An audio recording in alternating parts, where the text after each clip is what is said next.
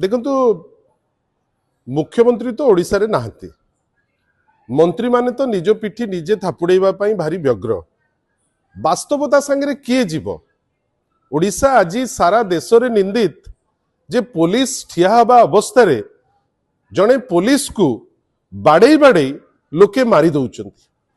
Police असहाय, police चुप, कहीं ए केस रे जने डीजीपी इन्वॉल्व, जने एडिशनल डीजी एडीजी इन्वॉल्व, ताकू प्रोटेक्शन दबा पाई से किछि भी करिवे।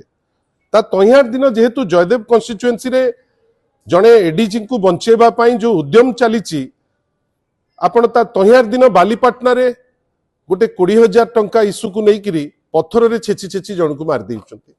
ता किछि दिन तळे कणासरे जनकर रक्ताक्त कर दउचंती, ता परे ता उपरे मोटरसाइकल चढ़ी देइकिरी नेइकिरी जाउचंती। ता 2 दिन पूर्वरु हिंजली रे गोटे 3 वर्ष छुआ को पॉइंट ब्लैंक रेंज रे मारुचंती। ए सबु घटना जेतेबेले आमे व्याख्या करू, गोटे जिंस निर्जास रे आमे आसी परिबा जे आईन रो शासन आउ चाली नाही।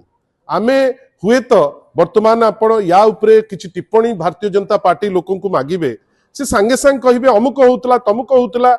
आईन मंत्री भी किछि मिछ बखाणीबा पई पछेइबे नाही। कन्विक्शन रेट केवल विजिलेंस केस रे कि टिके उन्नत मानर, बाकी सबु केस रे कन्विक्शन रेट एकदम नगण्य। आईन मंत्री किंतु जनरलाइज करिकिरी जे कन्विक्शन रेट आपनकर कुआडे बहुत बढ़ी जाइछि। जदि कन्विक्शन रेट बढ़ी थांता, प्रत्येक दिन गोटे गोटे हत्या, गोटे गोटे क्राइम, गोटे गोटे रेप इटा होउछि काहेकि? काहेकि ना लोके आउ आईन को खातिर करू नाहंती। लोके आईन रो शासन अछि बेली विश्वास करू नाहंती। पुलिस स्टेशन वर्तमान ruling party Bharatiya Janata party रो अड्डा पलटिछि। पुलिस ऑफिसर असहाय।